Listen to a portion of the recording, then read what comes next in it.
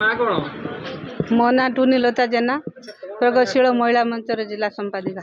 କଣ ପାଇଁ ଆଜି କଲେକ୍ଟରଙ୍କୁ ଭେଟିବାକୁ ଆସିଛନ୍ତି? କଣ ଦାବି ପତ୍ର ରଖିଛନ୍ତି? ଆମର ଦାବି ଯେଉଁ ମଠ ସାହି, ମୁଖ୍ୟ ଦାବି ଆମର ମଠ ସାହିରେ ଯେଉଁ ଅମ୍ବିକା ରେଷ୍ଟୁରାଣ୍ଟ, ଯେଉଁ ଠିପି ଖୋଲା ମଦ ବିକ୍ରି ହେଉଛି ସମ୍ପୂର୍ଣ୍ଣ ଭାବେ ବନ୍ଦ କରିବା ଆମର ଦାବି। ମଠ ସାହି ଗୋଟେ ଆମର ମଠ ସାହି ନ କହିକି ମଦ ସାହି କହିଲେ ଭଲ ହେବ। ଯେଉଁଠି ମଦ ଭାଟି ଅଛି ସେଠି ହଜାର ହଜାର ମଦ ଭାଟି ଖୋଲା ହେବା ପାଇଁ ପ୍ରଶାସନ ଦେଉଛନ୍ତି, ମାନେ ଅନୁମତି ଦେଉଛନ୍ତି।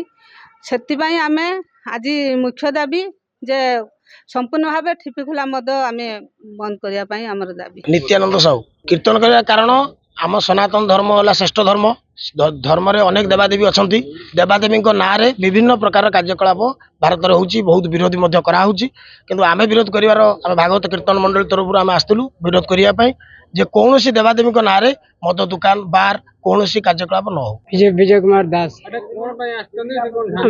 ଆମେ ଆସିଛୁ କି ଆମର ସନାତନ ଧର୍ମର ଆମର ସନାତନ ଧର୍ମରେ ଦେବାଦେବୀଙ୍କ ନାଁରେ ସବୁ ମଦ ଦୋକାନ ବାର ସବୁ ଖୋଲା ଯାଉଛି। ଆମେ ଅପୋଜ କରୁଛୁ କି ମଦ ଦୋକାନ ଯେମିତି ଠାକୁରଙ୍କ ନାଁରେ, ଯେମିତି ମାଙ୍କ ନାଁରେ କିଛି ନ ଖୋଲା ଯାଉ, ସେଇ ଦେଶ ନେଇ ଆମେ ଅଭିଯୋଗ କରୁଛୁ ଜିଲ୍ଲାପାଳଙ୍କ, କଲେକ୍ଟରଙ୍କ କତିରେ।